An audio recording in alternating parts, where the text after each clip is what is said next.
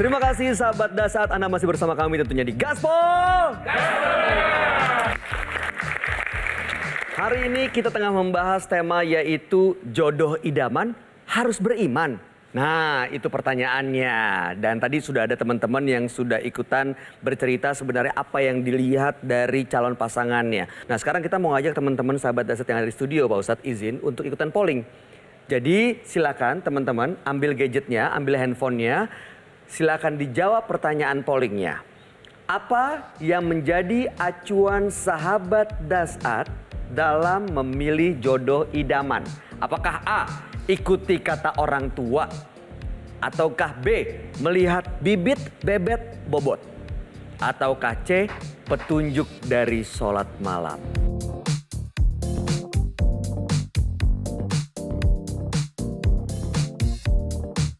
Sudah selesai, silakan dikembalikan handphonenya, dimasukkan kembali ke tempat semula. Dan kita samakan semangat lagi, boleh tepuk tangan buat kita semua. Izin Pak Ustadz untuk langsung kita bahas hasil pollingnya. Jadi apakah A, B, atau C yang paling banyak dipilih, inilah hasilnya. Menurut sahabat Dasat ternyata yang menjadi acuan untuk memilih jodoh idaman paling banyak petunjuk dari sholat malam. Tipis bedanya ikut kata orang tua. Dan yang terakhir melihat bibit, bebet, dan bobot. Ada tanggapan Ya, Pak Ustadz? semua bisa. Ya, semua lakukan. Kalau saya lakukan ketiga-tiga ini. Pertama, ikuti petua orang tua. Lalu petua orang tua itu betulkah menurut ajaran agama? Karena kadang-kala juga orang tua tidak mencerminkan sifat sebagai orang tua. Terlalu matre. Karena pertimbangan nanti anaknya sengsara dari segi materi, akhirnya yang penting kaya dulu deh. Soal agamanya dia tahu ngaji atau tidak, urusan belakang. Nah, kalau Anda merasa tidak pas dengan kriteria yang disebutkan orang tua, Anda boleh berdebat. Tetapi dengan catatan tetap dengan mengedepankan sopan santun. Ajak ngomong. Biar dia ngomong. Ngomong aja. Seharian dia ngomong. Jangan dibantah hari itu. Karena orang tua paling tidak senang dibantah. Besok jawaban akhir kita, baik biar saya pikirkan dulu. Sebentar malam saya akan lakukan hal yang kedua. Petunjuk dengan sholat malam.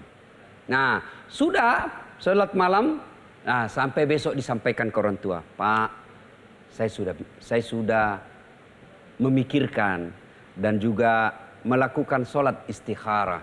Ternyata kriteria Bapak pas buat saya. Mana orangnya? Ya kan? Ternyata tidak cocok.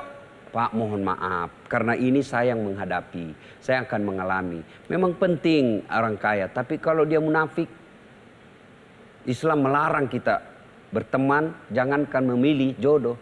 Berteman saja orang munafik itu sebaiknya kita hindari. Loh, kenapa kau tahu munafik? Itu saya dapat jejak digitalnya. Nah, itu salah satu faedah dari jejak digital itu, kita bisa lihat masa lalunya orang.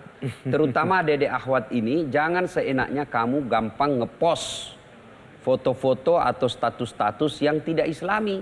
Kemudian yang ketiga itu Melihat adalah bibit, bebet, bobot. bebet, bibit, bobot. Ini penting, itu yang saya sampaikan tadi. Kriteria menurut Nabi, lihat keturunannya. Nah, kalau misalnya, misal Mas Bayu, kriteria orang tua ini bagus. Tapi hanya karena selera kita tidak sesuai. Atau hanya karena kita tidak mau dikatakan dijodohkan. Kan banyak orang sekarang itu tidak mau terima saran orang tuanya karena dia tidak mau dijodohkan. Nah, apabila kriteria orang tua ini layak, sesuai kriteria agama. Nah, ternyata tidak sesuai yang kita mau. Kenapa? Memang ini yang disodorkan bapak saya, memang sudah kerjanya bagus, tapi mukanya tidak sesuai selera saya. Nggak pas. Nggak pas. Ketika Anda mengalah untuk menyenangkan orang tuamu, insya Allah mengalahmu itu akan membuat rumah tanggamu bahagia.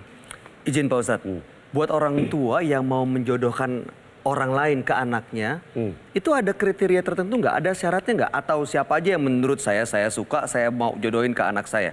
Apa kriteria orang tua mencarikan jodoh anaknya? Yang tadi sesuai dengan petuah Nabi. Ya. Sesuai petuah Nabi.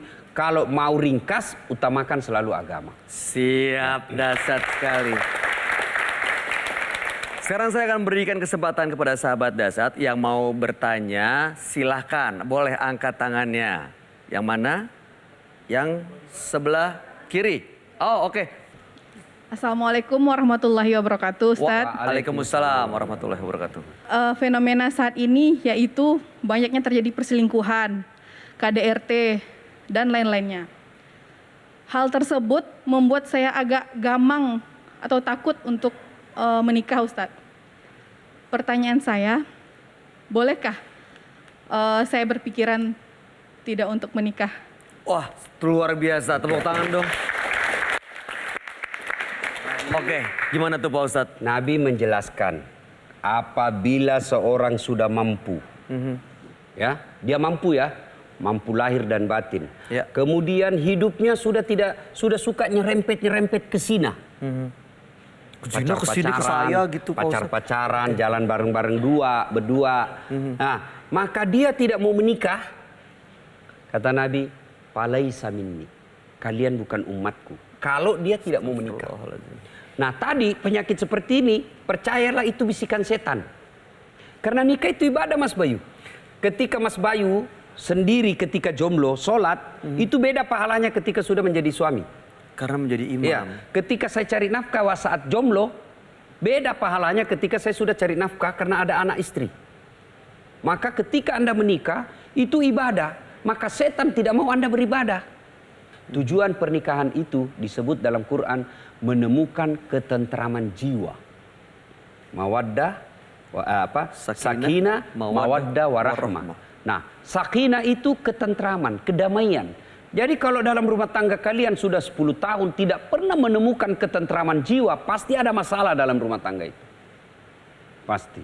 Nah, kalau menikah tujuanmu prioritaskan agama, insya Allah tantangan-tantangan dalam rumah tangga akan ringan dihadapi dibanding tidak ada pegangan agama. Inilah tujuannya hadir agama, supaya kita berumah tangga sesuai dengan arahan agama. Tidak ada gunanya ada kriterianya, ada patokannya, ada polanya, tapi pola itu tidak kita ikuti. Maka jangan heran ada orang menikah hanya karena dia populer, hanya karena dia seleb. Dia dapat selebnya 1-2 tahun. Begitu hilang selebnya, mulai hilang dia punya cinta. Kenapa? Karena dia mencintai dia karena selebriti. Dia cinta karena anak pejabat. Begitu hilang jabatannya, luntur cintanya. Nabi jelaskan utamakan agama. Boleh kau cari cantik, kaya, keturunan baik. Tapi kalau tidak ada agama dari 3 ini, maka siap-siap kalian kecewa dan jauh dari tujuan pernikahan yang kalian harapkan. Dahsyat sekali. Mudah-mudahan sudah terjawab ya. Dan mudah-mudahan jadi semakin jelas nih. Jangan pesimis, tapi pasti ada jodoh di luar sana kalau kriteria 4 itu terpenuhi. Ya, Mbak Maka Iva, kalau ya? mau ketemu jodoh deh, bukan ke mall. Tapi? Bukan ke aplikasi internet. Mau ketemu jodoh, datang ke pabrik jodoh. Di mana pabrik jodoh? Allah Subhanahu wa taala. Bangun tengah malam, minta kriteria sesuai yang kamu mau, saya mau ini, mau ini. Ternyata sudah 1 bulan belum dapat. Oh, berarti kriteria saya terlalu tinggi. Turunkan sedikit. Oke, siap. Nanti setelah ini kita akan dengarkan kembali pertanyaan dari sahabat Dasat yang ada di studio. Saya juga ada satu pertanyaan yang dari tadi saya sebenarnya gatel banget untuk saya ajukan ke Ustadz. Untuk itu jangan kemana-mana, tetap bersama kami tentunya hanya di Gaspol. Ada nggak sih orang yang ditakdirkan memang dalam hidupnya sendiri tidak menikah sampai akhir hayatnya? Untuk apa berumah tangga kalau tidak serumah? Siap. Memang laki-laki ada imam, tapi ada kriteria imam, tidak seenak-enaknya. Kalau imamnya tidak bagus, boleh diganti.